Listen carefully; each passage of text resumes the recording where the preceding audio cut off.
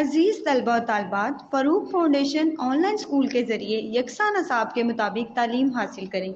अगर हमारी वीडियोस पसंद आएँ तो चैनल को सब्सक्राइब करें और दोस्तों के साथ शेयर करें और बेल आइकन को लाजमी दबाएं ताकि आइंदा आने वाली तालीमी वीडियोस आप हासिल कर सकें।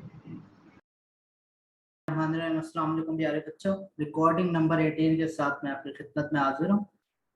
प्यारे बच्चों, एक छोटा सा मैसेज जो हमेशा लेक्चर से स्टार्ट से पहले होता है, ताकि आप लोगों को ऑनलाइन स्कूल ऑनलाइन क्लासेस की अहमियत का अंदाज़ा हो सके। प्यारे बच्चों, आप ऑनलाइन क्लासेस ऑनलाइन स्कूल के ज़रिए आप अपनी तालीमी कोर्स 9th-10th में नुमाया मार्क्स हासिल कर सकते हैं। आप अपने पेरेंट्स को मोबाइल फ़ोन या कंप्यूटर पर हमारी तालीमी वीडियोस के ज़रिए तालीम हासिल करने की रिक्वेस्ट करें और कोशिश करें कि डेली 1 से 2 घंटे तो आप लाजमी ऑनलाइन क्लासेस दें। इसका फ़ायदा ये होगा कि जब आप स्कूल जाएंगे तो आपको मज़ीद मेहनत करने की ज़रूरत नहीं पड़ेगी, आपके कॉन्सेप्ट्स क्लियर होंगे और आप अच्छी तरह मार्क्स अच्छे हासिल कर सकते हैं। और हमारे प्लेटफॉर्म पर कोई बगैर किसी फीस के कोई चार्जेस नहीं है, तालीमी वीडियोस आपको फ्री ऑफ कॉस्ट मुफ्त प्रोवाइड की जाती हैं और आप इन वीडियोस से आप तालीम हासिल कर सकते हैं। तमाम क्लासेस के और सब्जेक्ट्स के तालीमी वीडियोस इस प्लेटफॉर्म पर आपको मिल जाएगी। तो बस आप दिल लगा कर पढ़ें और अच्छे से मार्क्स लेने की कोशिश करें। रिकॉर्डिंग नंबर 18 आज हम स्टार्ट करते हैं। लास्ट जो लेक्चर था उसमें हमने कुछ पढ़ा था कोवलेंट आयनिक बॉन्ड, उसके बाद हमने डिटेल में कोवलेंट बॉन्ड पढ़ा था। अब आपको डिफरेंस समझ आ गई होगी कि कोवलेंट बॉन्ड क्या होता है और आयनिक बॉन्ड क्या होता है। उसके बारे में फिर हमने डिस्कस किया था कि इनमें थोड़ा सा डिफरेंस क्या है, कि उसमें ट्रांसफर ऑफ इलेक्ट्रॉन्स होते हैं किसमें, आयनिक बॉन्ड में, जबकि हमने कहा था कोवलेंट बॉन्ड में जस्ट शेयरिंग ऑफ इलेक्ट्रॉन्स होती है कि म्यूचुअल शेयर करते हैं कि 3 इलेक्ट्रॉन उसने कर दिए, 3 उसने, तो उसने इस तरह एक एटम दूसरे एटम के साथ म्यूचुअल शेयरिंग करता है इलेक्ट्रॉन्स के हवाले से। Now we move to our next, हमारा जो टॉपिक है उसका नाम है डेटिव कोवलेंट और कोऑर्डिनेट कोवलेंट बॉन्ड। आप कहेंगे सर इसका नाम मतलब पिछले वाले से मिलता जुलता है। यस, ये मतलब कोवलेंट बॉन्ड की ही एक्सटेंशन है कि वो इसका नाम इसलिए हमने लिख दिया। कोऑर्डिनेट कोवलेंट बॉन्ड भी हम इसे कहते हैं और डेटिव कोवलेंट बॉन्ड भी इसको हम कहते हैं। हम इसको देखते हैं कि कोऑर्डिनेट कोवलेंट और डेटिव कोवलेंट बॉन्डिंग कौन सी type, the type of covalent bonding. देखा, कोवलेंट बॉन्डिंग की यही टाइप है in which the bond pair of electrons, इसका bond pair of electrons is donated by one bonded atom only. अच्छा, क्या फर्क है इसमें? वो कहता है कि ऑलरेडी बॉन्ड एक मॉलिक्यूल बना हुआ है, फॉर एग्जांपल ऑलरेडी एक NH3 एक मॉलिक्यूल है। अब इसने नाइट्रोजन ने अपने 3 बॉन्ड किसके साथ बनाए हुए हैं, हाइड्रोजन के साथ। अब ये बॉन्डेड और नाइट्रोजन बॉन्ड है किसके साथ बना रहा है, हाइड्रोजन के साथ, तो इसका मतलब ये बॉन्डेड एटम है, नाइट्रोजन को हम कहते हैं बॉन्ड। अब ये क्या करे कि अपना जो बॉन्ड पेयर ऑफ इलेक्ट्रॉन्स ये डोनेट कर दे, इसके अंदर जो और इलेक्ट्रॉन है वो डोनेट कर दे किसी और एटम को, तो वो कौन सा बॉन्ड बनाता है, डेटिव कोवलेंट बॉन्ड, या इसे हम कहते हैं कोऑर्डिनेट कोवलेंट बॉन्ड। आई समझ? यानी एक मॉलिक्यूल है, यानी एक एटम पहले से ही बॉन्ड बना रखा है, लेकिन वो दोबारा अपने वो जो पेयर ऑफ इलेक्ट्रॉन है वो किसी और एटम को ट्रांसफर कर दे, शेयर कर दे, तो उस सिलसिले में कौन सा बॉन्ड बनता है, कोऑर्डिनेट कोवलेंट बॉन्ड। दोबारा देखो, is the type of covalent bonding, ये कोवलेंट बॉन्डिंग की एक टाइप है in which the bond pair of electrons, जो bond pair of electron is donated by, donate किससे होगा, by one bonded atom only, सिर्फ एक जो bonded atom है वो donate करे दूसरे atom को। the atom which donate, जो donate करता है electron pair is called donor। Donor किसे कहते हैं, जो इलेक्ट्रॉन डोनेट करता हो वो कहलाता है डोनर। यानी the atom which donates the electron pair, अच्छा मजे की बात, एक इलेक्ट्रॉन नहीं देना, अब हमने देना पेयर की फॉर्म में, यानी 2 होंगे, ये 2 इलेक्ट्रॉन है तो ये क्या बना रहे हैं, पेयर बना रहे हैं। तो याद रखना कोऑर्डिनेट कोवलेंट बॉन्ड के अंदर पेयर ऑफ इलेक्ट्रॉन क्या होता है, डोनेट करता है। ये जो पेयर ऑफ इलेक्ट्रॉन है, यानी 2 इलेक्ट्रॉन है किसी एक एटम के पास जो बॉन्ड हुआ पड़ा हो पहले से, वो ये 2 इलेक्ट्रॉन आगे किसी और एटम को ट्रांसफर करते, शेयर करते, तो उस सूरत में हम क्या कहलाते हैं, कोऑर्डिनेट कोवलेंट बॉन्ड। तो जो डोनेट करता है, the atom which donates the electron pair is called donor, उसको हम क्या कहते हैं, डोनर।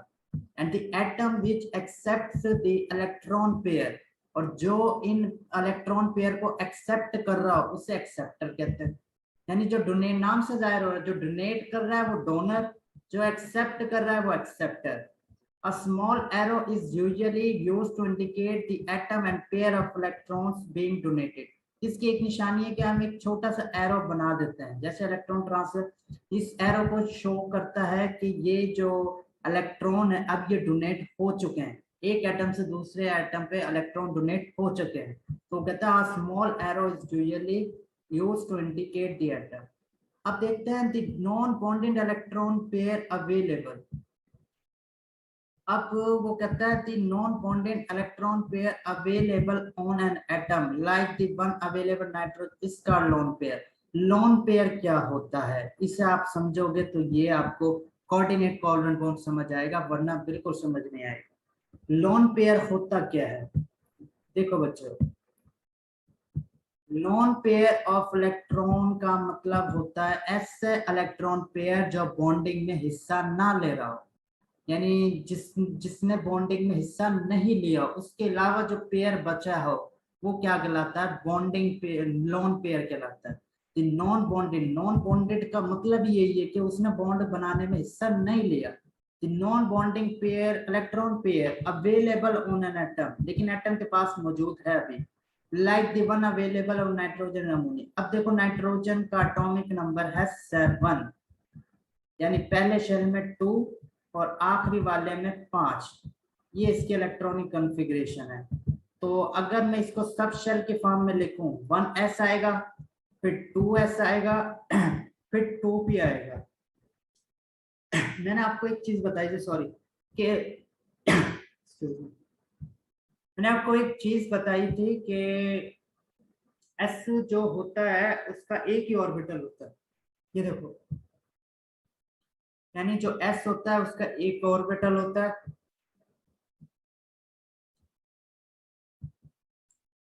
और p वाले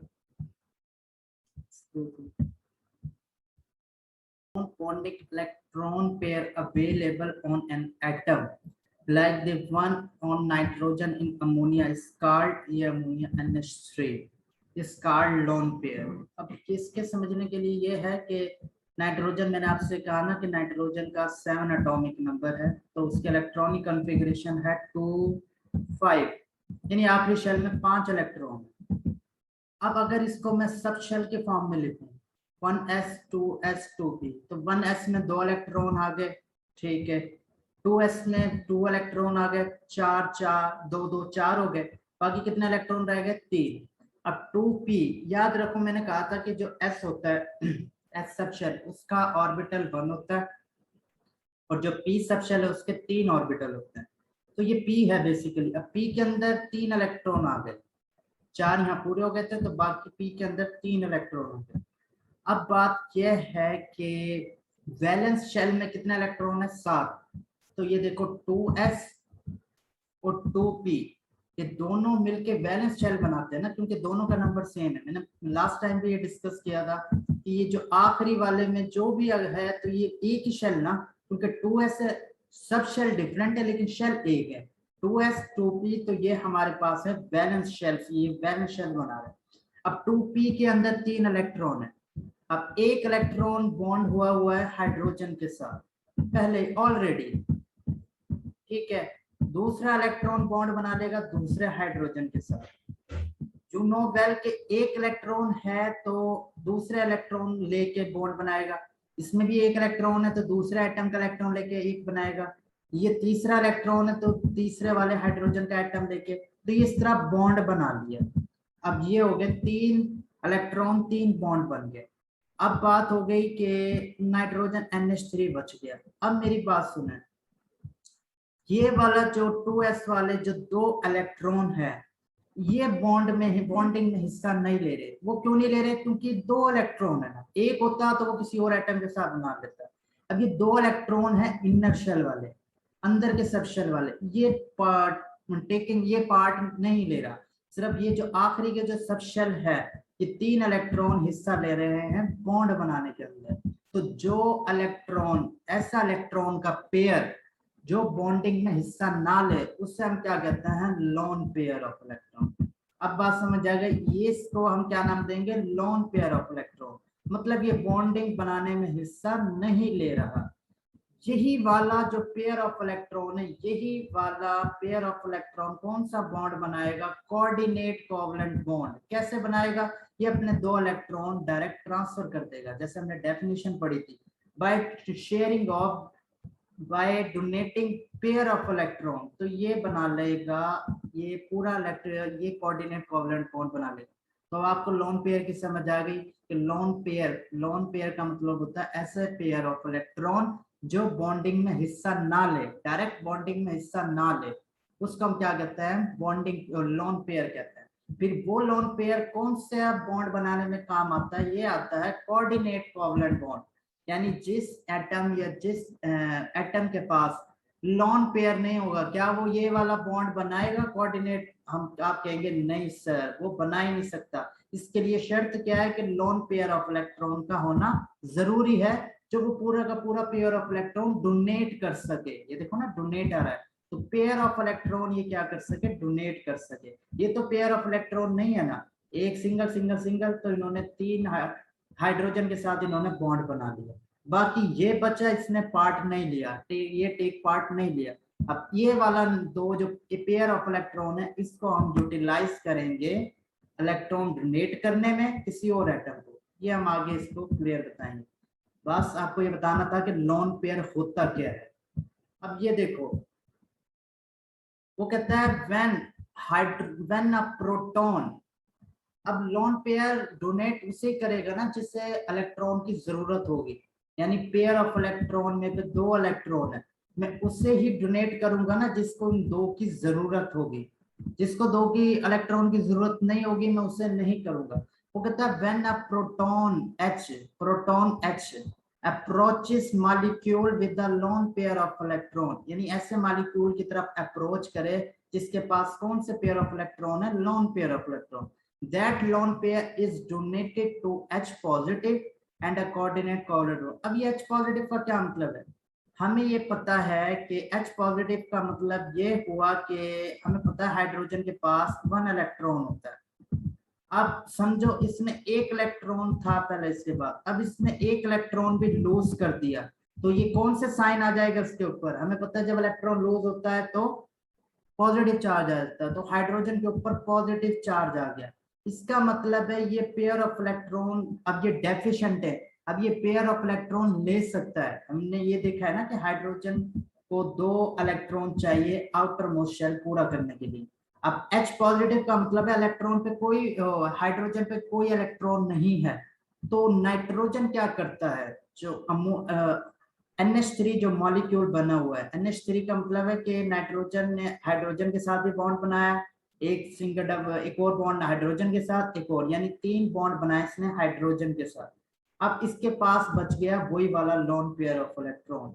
ये उस लोन पेयर ऑफ इलेक्ट्रॉन को हाइड्रोजन को डोनेट कर देगा, क्योंकि हाइड्रोजन को वैसे जरूरत है 2 इलेक्ट्रॉन की। तो ये जब डोनेट कर देगा तो ये वाला जो बनेगा वो कहलाएगा कोऑर्डिनेट कोवलेंट बॉन्ड। क्या कौन सा बॉन्ड बनाएगा? Coordinate covalent bond. अब जो नाइट्रोजन ने डोनेट किया है, अब डोनेशन जब भी होगी तो कौन सा चार्ज आता है? वैसे पॉजिटिव चार्ज आता है। तो ये देखो ओवरऑल पॉजिटिव चार्ज आ जाएगा। और ये जो तीर का निशान शो कर रहा है कि नाइट्रोजन ने पेयर ऑफ इलेक्ट्रॉन किसको डोनेट किया है? हाइड्रोजन का।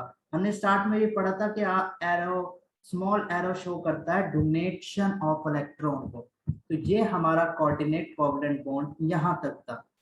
आपको एक बार मैं दोबारा रिपीट कर रहा हूँ कि अमोनिया एक मॉलिक्यूल था NH3, और हमने ये शर्त रखी थी कि जो डोनेट वो करे जो बॉन्ड हुआ पड़ा, पहले से बॉन्डेड हो। तो ये नाइट्रोजन 3 हाइड्रोजन के साथ बॉन्ड पहले से बना चुका है, तो अब इसके पास जो लॉन पेयर ऑफ इलेक्ट्रॉन थे वो उसने किसको दिए, हाइड्रोजन H+ को, जिसको 2 इलेक्ट्रॉन की जरूरत थी, उसने इसको डोनेट कर दिए। अब उसके नतीजे में कौन सा आयन बना है, अमोनियम आयन बना है। पहले NH3 था, अब क्या हो गया है, टोटल देखो तो NH4 बन गया। पहले NH3 था, अब कितना में, अब क्या बन गया, ये मैं दोबारा बता देता हूँ। पहले NH3 मॉलिक्यूल था, अब बन गया है NH4 मॉलिक्यूल।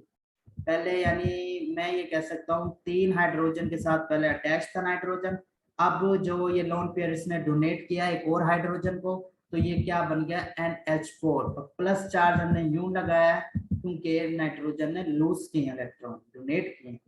ठीक है, नेक्स्ट हम इसके ऊपर आगे चलते हैं। एक और एग्जांपल है, एक और के in the formation of BF3 boron trifluoride molecule 3 valence electrons of boron atom pair up with 3 electrons, one from each 3 fluorine atom. The boron atom have even after the sharing of electron. वो कहते हैं जब BF3 molecule बनता है तब boron अपने जो 3 electron है ना वो फ्लोरीन के साथ शेयर कर देता है, लेकिन उसके बाद भी बोरॉन क्या इलेक्ट्रॉन के पार्ट डेफिशिएंट होती है, यानी बोरॉन को पेयर ऑफ इलेक्ट्रॉन की अभी भी जरूरत होती है। तो अब BF3 को जरूरत है 2 इलेक्ट्रॉन की। कुछ याद आ रहा है, ये इलेक्ट्रॉन किससे ले सकता है, डोनेट कर सकता, किससे एक्सेप्ट कर सकता है, ध्यान रखो उसी से करेगा ना जिसके पास लोन पेयर ऑफ इलेक्ट्रॉन है। और अभी हम पीछे पढ़ के आए कि किसके पास लोन पेयर ऑफ इलेक्ट्रॉन है, NH3 मॉलिक्यूल के पास। किसके पास, NH3 मॉलिक्यूल। ये लाजमी याद रखना है कि ये देखो NH3 मॉलिक्यूल इसके, अब ये अपने जो लोन पेयर जो 2 इलेक्ट्रॉन थे वो किसको डोनेट कर देगा, BF3 को। तो इस तरह बोरॉन की डेफिशिएंसी पूरी हो जाएगी और इसने अपना लोन पेयर यूज कर दिया। ये आगे मैं इसको दिखाता हूँ कि कैसे इसने ये अपना मूव किया। ये देखो nitrogen of NH3 has a lone pair on nitrogen atom, ये बात हम डिस्कस कर चुके हैं। The boron atom of BF3 has an incomplete energy level and can form a David, जिसे हम डेटिव बॉन्ड मतलब कोऑर्डिनेट कोवलेंट बना सकता है। अब मेरी बात सुनो, नाइट्रोजन पे लोन पेयर था, इसने किसको ट्रांसफर कर दिया, बोरोन को, यानी डोनर हमारा नाइट्रोजन और एक्सेप्टर क्या था, बोरोन। तो इस तरह ये एक मॉलिक्यूल बना दिया इसने, कोऑर्डिनेट कोवलेंट बॉन्ड बना दिया। क्या कौन सा वो बॉन्ड बनाया, कोऑर्डिनेट कोवलेंट बॉन्ड। तो इसको अच्छी तरह देखते हैं, 2 एग्जांपल आपके इसमें दी हुई है आपके सिलेबस में। एक NH3 जब किसके साथ बॉन्ड बना रहा होता है, H पॉजिटिव के साथ, और वो बॉन्ड क्या बन जाता है, NH4। एक वो एग्जांपल, और एक ये कि NH3 जब बॉन्ड बना रहा होता है BF3 मॉलिक्यूल के साथ। तो 2 हैं, सिंपल सी है, इसमें कंफ्यूज मत होना। इसमें बस ये बात रखना है कि कोऑर्डिनेट कोवलेंट उस सूरत में बनेगा जब लोन पेयर डोनेट होगा नेक्स्ट एटम पे, बस ये बात ध्यान में रखनी है, लोन पेयर ने डोनेट होना है। बाकी जो वैसे कोवलेंट बॉन्ड है वो 1 इलेक्ट्रॉन भी शेयर कर सकता है, 2 भी कर सकता है, 3 भी कर सकता है, लेकिन कोऑर्डिनेट में क्या करेगा, वो लोन पेयर डोनेट करेगा। और कौन सा, जो बॉन्डिंग में हिस्सा ना ले रहा उसे ही हम क्या कहते हैं, लोन पेयर कहते हैं। नेक्स्ट हम आप मूव करते हैं, polar and non polar covalent bond. Covalent bond आपने पढ़ा, शेयरिंग हो गई म्यूचुअल। अब ये क्या, इसके आगे 2 टाइप्स है, पहली टाइप है पोलर और दूसरी है नॉन पोलर कोवलेंट। 2 तरह के कोवलेंट बॉन्ड बनते हैं। वो क्यों बनते हैं, मेरी बात सुनो। सम टाइम ऐसा होता है एटम्स शेयर तो कर रहे होते हैं लेकिन इलेक्ट्रॉन्स ना, इलेक्ट्रॉन की कभी किसी में बराबर शेयरिंग हो जाती है, किसी में नहीं। फॉर एग्जांपल 2 एटम है, ये आपस में शेयर कर रहे हैं, 50% इसका, हाँ इसका, इस एटम का शेयर हो गया, 50% इसका। तो अब ये दोनों अब बराबर शेयर हो गए, इक्वल शेयरिंग। सम टाइम ऐसा होता है कि कोई एटम ज्यादा इलेक्ट्रॉन नेगेटिव होता है, क्या मतलब, ज्यादा इलेक्ट्रॉन खींचने वाला, तो वो इलेक्ट्रॉन ज्यादा खींचने की वजह से वो सम टाइम 80% शेयर कर रहा होता है, 20% शेयर कर रहा होता है, ज्यादा शेयर कर रहा होता है, अपनी तरफ खींच रहा होता है। तो उस वक्त क्या हो जाती है, चार्जेस से प्रोड्यूस हो जाते हैं, पूरे चार्जेस नहीं होते लेकिन थोड़े बहुत पार्शियल चार्ज प्रोड्यूस हो जाता है। तो उस सूरत में पोलर और नॉन पोलर में डिफरेंस प्रोड्यूस होता है। अब बारी बारी देखेंगे तो आपको आइडिया हो जाएगा। सबसे पहले हम बात करते हैं नॉन पोलर कोवलेंट बॉन्ड की। ये एक ऐसा बॉन्ड होता है, इफ अ कोवलेंट बॉन्ड, अगर कोवलेंट बॉन्ड बने is formed between 2 similar atom, दो सिमिलर एटम्स के दरमियान अगर बॉन्ड बने तो वो होगा नॉन पोलर। सिंपल सी बात है। वो क्यों? क्योंकि दोनों एटम्स होंगे, दोनों की कैरेक्टरिस्टिक, दोनों की प्रॉपर्टी सेम होगी, दोनों आपस में म्यूचुअली शेयरिंग करेंगे। 9th क्लास का स्टूडेंट 9th क्लास के साथ मिलकर अपना सिलेबस अच्छी तरह शेयर कर सकता है, डिस्कस कर सकता है, जबकि 9th और 10th वाला में फर्क हो जाएगा क्योंकि दोनों क्लास के जो स्टूडेंट्स हैं वो डिफरेंट होंगे। तो वो यही कह रहा है, if a covalent bond is formed between two similar atom, अगर दो सिमिलर एटम्स है यानी हाइड्रोजन हाइड्रोजन के दरमियान बॉन्ड बन रहा है, तो share pair of electron is attracted by both the atoms equally. ये भी हाइड्रोजन, ये भी हाइड्रोजन, अब दोनों इलेक्ट्रॉन शेयर करेंगे इक्वली, कोई फर्क ही नहीं है क्योंकि ये भी सेम एटम है, ये भी सेम एटम है। तो वो कहता है कि shared pair of electron is equally shared by both atoms. Such type of bond is called non polar covalent bond. इस बॉन्ड को क्या नाम देते हैं? Non polar.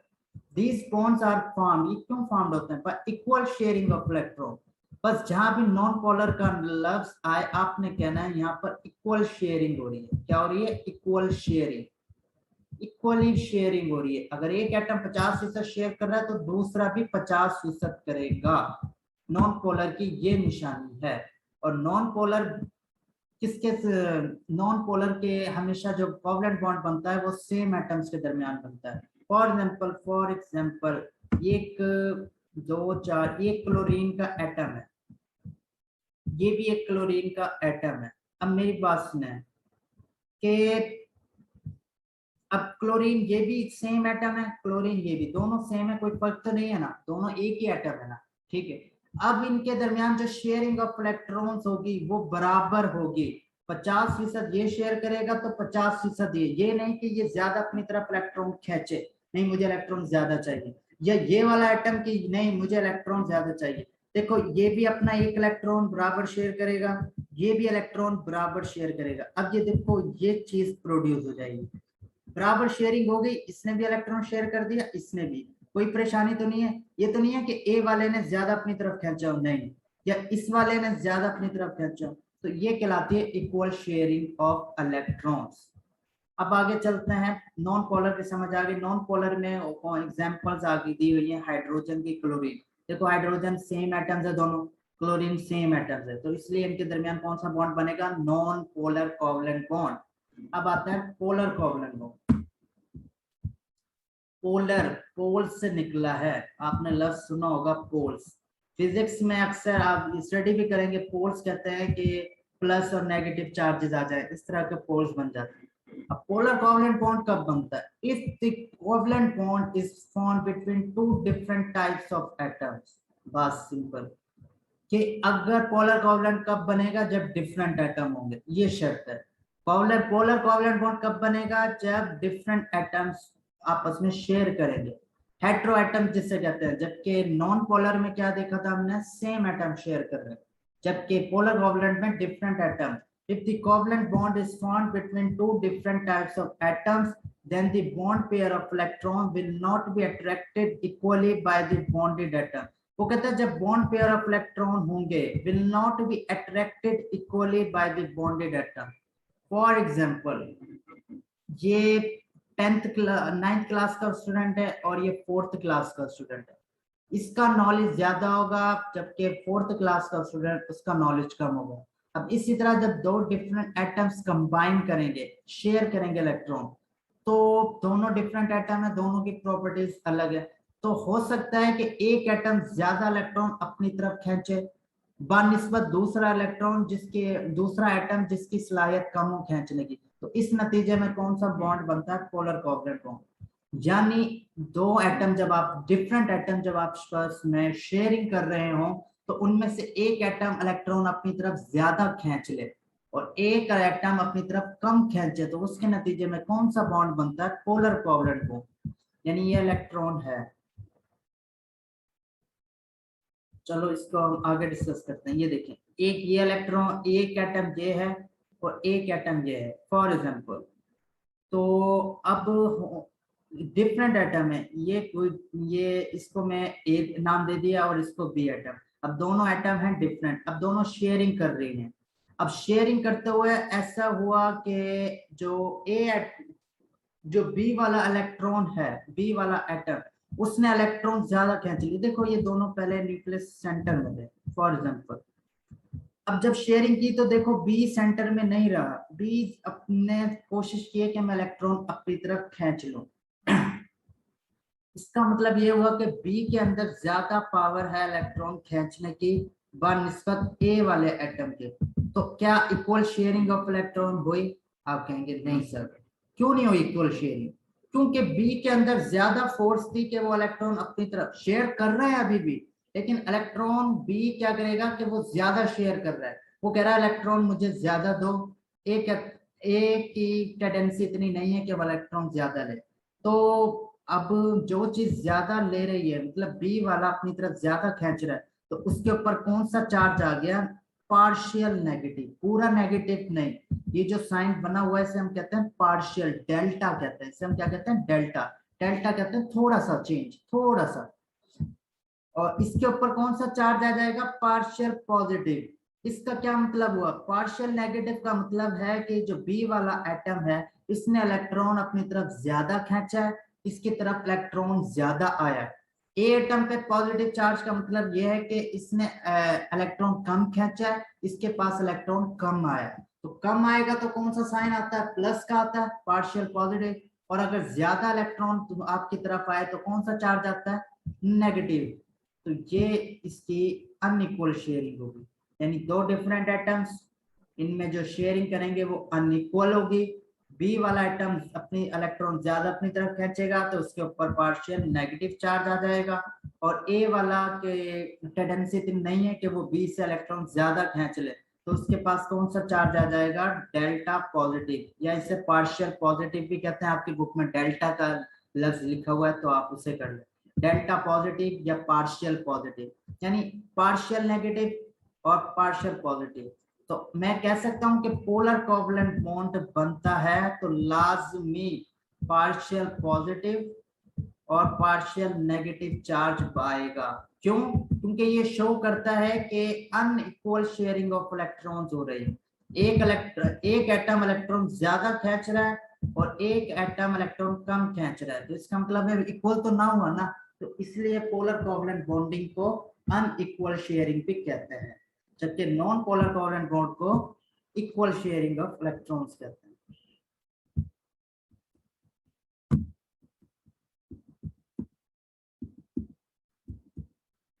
नेक्स्ट अगर हम मूव करें अपना, तो ये देखो, अब ये इसके ऊपर, अब आप कहोगे सर एक एटम इलेक्ट्रॉन ज्यादा क्यों खींच रहा है?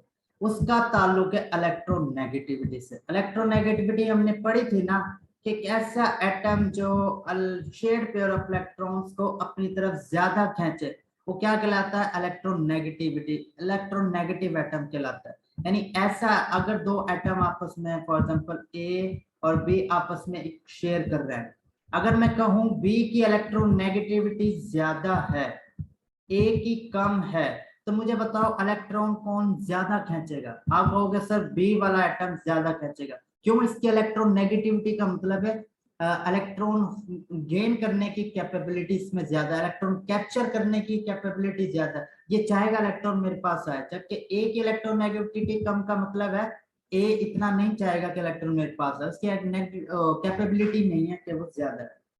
नेक्स्ट हम मूव करते हैं अपने नेक्स्ट स्लाइड की तरफ।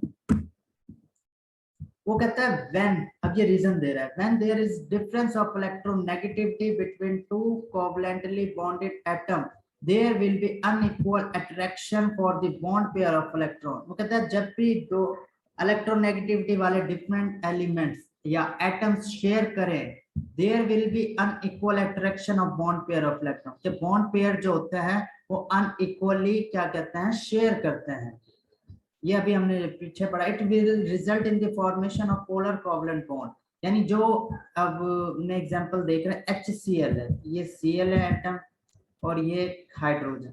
अब मुझे बताओ इलेक्ट्रॉन कैप्चर करने की किस एटम की कैपेबिलिटी ज्यादा है? आपको पता है क्लोरीन, क्योंकि क्लोरीन 17 ग्रुप से बिलोंग करता है और पीरियड के राइट पीरियड में आता है। तो हमने देखा था कि जो इलेक्ट्रोनेगेटिविटी है वो लेफ्ट से राइट मूव करती है, तो हाइड्रोजन तो लेफ्ट पे था और क्लोरीन राइट पे थी। तो इसलिए क्लोरीन की इलेक्ट्रोनेगेटिविटी ज्यादा है, तो क्लोरीन चाहेगा कि मैं इलेक्ट्रॉन अपनी तरफ ज्यादा खींचूं बनिस्बत हाइड्रोजन के। तो ये देखें, ये क्लोरीन का ये जो बड़ा दिखा रहे हैं, इसी को शो कर रहा है कि क्लोरीन ने ज्यादा शेयर किया हुआ है इलेक्ट्रॉन बनिस्बत हाइड्रोजन। क्यों? क्योंकि इसकी इलेक्ट्रॉन कैप्चर करने की कैपेबिलिटी ज्यादा है, इसकी इलेक्ट्रोनेगेटिविटी ज्यादा है, हाइड्रोजन की इलेक्ट्रोनेगेटिविटी कम है। इसी वजह से देखो नेगेटिव पार्शियल नेगेटिव चार्ज किसके ऊपर आ रहा है? क्लोरीन पे, और पार्शियल पॉजिटिव चार्ज है। यानी मतलब ये है कि ये ज्यादा पावरफुल है इलेक्ट्रॉन लेने में बनिस्बत हाइड्रोजन की। तो it attracts a shared pair of electrons toward itself with a great force। तो वो कहता है जिसकी इलेक्ट्रॉन नेगेटिविटी ज्यादा है वो चाहेगा इलेक्ट्रॉन मेरे पास आ जाए, वो फोर्स लगाएगा, जिसके नतीजे में ये चार्ज प्रोड्यूस होता है, और इसलिए हम कहते हैं पोलर कोवलेंट बॉन्ड ये बन गया।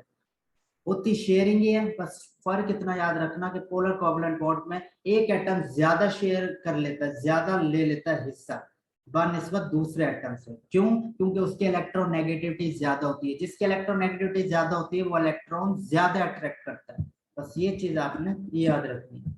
By using electronegativity value, it is possible to predict whether the chemical change will be ionic or positive। कहते हैं इलेक्ट्रोनेगेटिविटी वैल्यू से हम अंदाजा लगा सकते हैं कि आइदर के आयनिक बॉन्ड बनेगा या अगर इलेक्ट्रोनेगेटिविटी वैल्यू बहुत ही ज्यादा है तो आयनिक बॉन्ड बनेगा, एक पूरा पॉजिटिव बन जाएगा, एक पूरा नेगेटिव। अगर कंपेरेबल है यानी एक की थोड़ी ज्यादा एक की कम है, तो फिर कौन सा बॉन्ड बनेगा? कोवलेंट बॉन्ड बनेगा।